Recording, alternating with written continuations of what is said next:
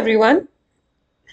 I'm Dr. Shruti Kavipurapu, going to speak today about verbal and non-verbal intelligence.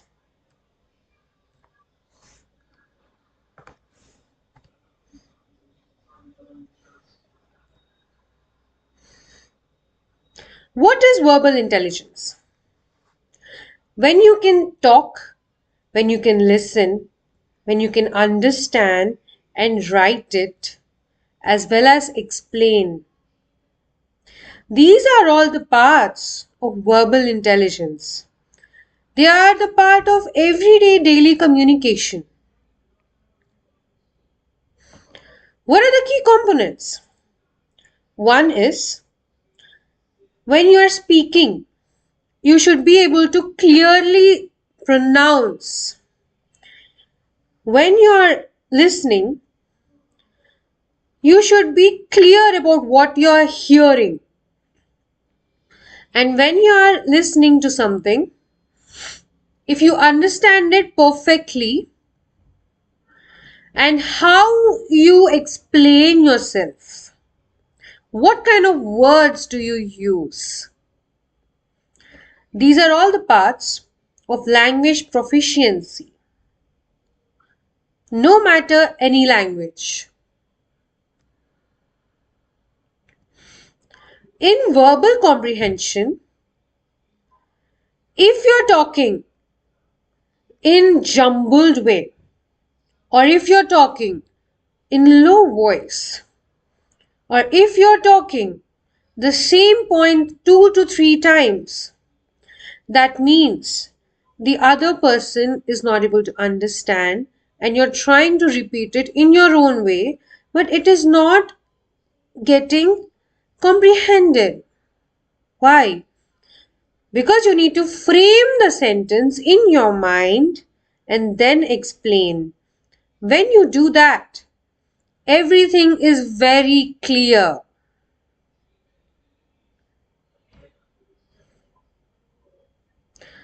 Verbal reasoning.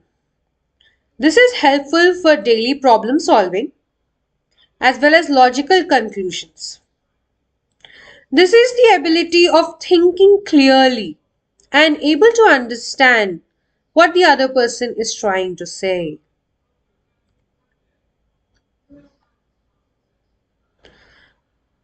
Vocabulary. What is vocabulary? Day to day, in whatever language we speak, we frame the words. When you know plenty of words, you can frame them in a way that the other person understands. What is fluency? How you speak. When you're speaking, you should give a little gap.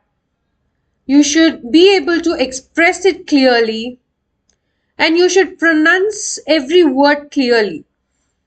There are few words in each language which have the same pronunciation but different meanings. So those kind of words you can speak in a sentence and explain what you mean. If you're able to do it clearly, that is articulation.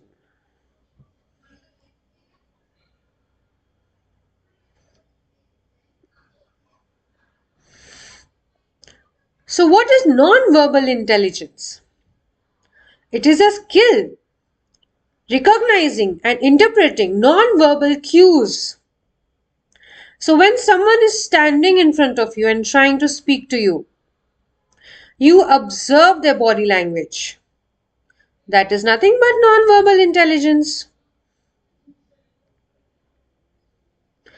Here, you have body language, facial expressions, tone of voice, eye contact.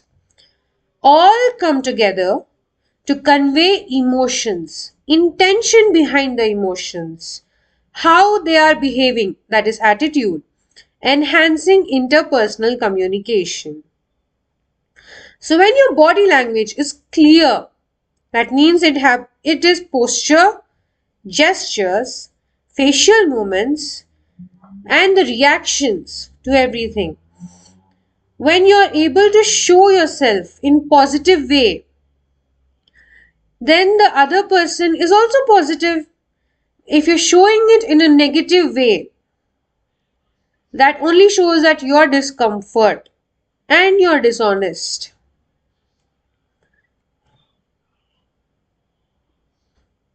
So this is very bored expressions. That means the person is least interested in listening to you or even communicating anything with you.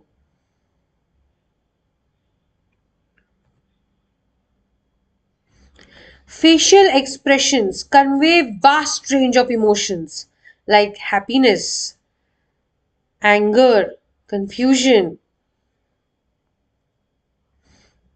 The tone of the voice, the pitch, the volume, and the rhythm, everything expresses how exactly the person wants to convey their message. It can be any emotion.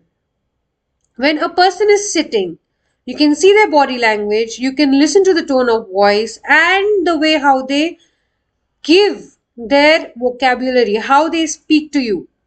By that, you can understand if the person is interested or not. What kind of message they are sending to you. So here, eye contact is very powerful form. It establishes connection as well as conveys confidence.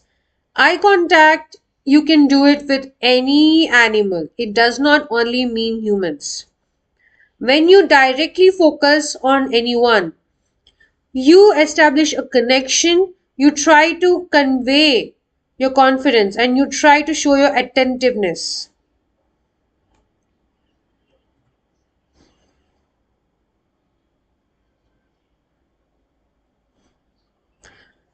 These are another part of non-verbal communication, haptics. It is the use of touch in communication.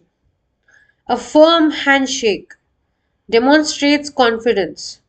A comfort from your friendly person or your loved ones shows empathy. A high five shows happiness and an achievement. Gestures. Gestures enhance verbal communication, which can be characterized by emblems, illustrators, effect displays, regulators, adapters. What does these all mean? There are many kinds of gestures in different cultures. If you observe, you will understand each gesture in each culture means different. In India, we say namaste. In US, they shake their hands. In Japan, they bow. These are the few examples of saying hello. When you show the gestures properly, you are speaking without words. What are proxemics? Proxemics are the study of personal space and how varies in different cultures. Understanding spatial relationships can enhance interactions, influencing comfort level. So, if someone is standing in front of you, very close to you, you get scared. Why are they standing that way? Some stranger. If that any person who is close to you stands a little far from you, you feel discomfort because you do not understand why that person is standing too far from you. And when someone from the other side of the corner of the room, they start to yell at you, you get very angry. Why are you yelling from there? You can come to front and speak to me. So proxemics are also very important form of communication. What are paralinguistics? These focus on pitch, speech, speed, and intonation. It shows how urgent it is. It shows how sarcastic they are. It shows how confident they are in any conversation. So when I'm speaking with you, I'm trying to narrate each and everything. Try and observe how I'm speaking so that you can understand it.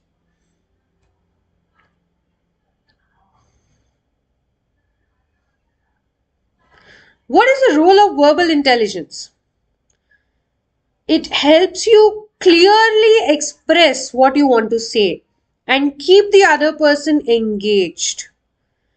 A message always goes from sender to the receiver very clearly if the person sends the message in clear, concise form. If the person sends a message in cryptics, the other person will not understand it. The receiver might not understand it. He might take it in another way. So, how the other person is speaking to you, you should observe that and then speak to them, either non verbally or verbally. In professional contexts, it is very important to be clear in what message you're sending. The importance of non-verbal intelligence. Here you convey emotions, intentions beyond words, body language, facial expressions. All these things combine. You try to give the message to the other person. These are the two types of intelligences which are normally done together to explain clearly. So, when a teacher is teaching you in a class, you observe their non verbal intelligence and verbal intelligence, how they are showing and how they are trying to convey their message. In social interactions, they are very important in developing mutual understanding and deeper connections, building rapport, navigate social situations very effectively. If a person is very angry, you make them sit aside, control their anger, and then they come back. Or you can speak to them about what makes them angry. The same way, you can show them some empathy and ask them what are they upset about. In professional settings, communication skills are very important when it comes to negotiation and leadership. It is very important for career advancement and organizational success. There are multiple types of people working in an organization anywhere you go. They all show their language in different ways. So when you want to stay there and work, you need to understand how exactly are they conveying the message so that you can communicate with them.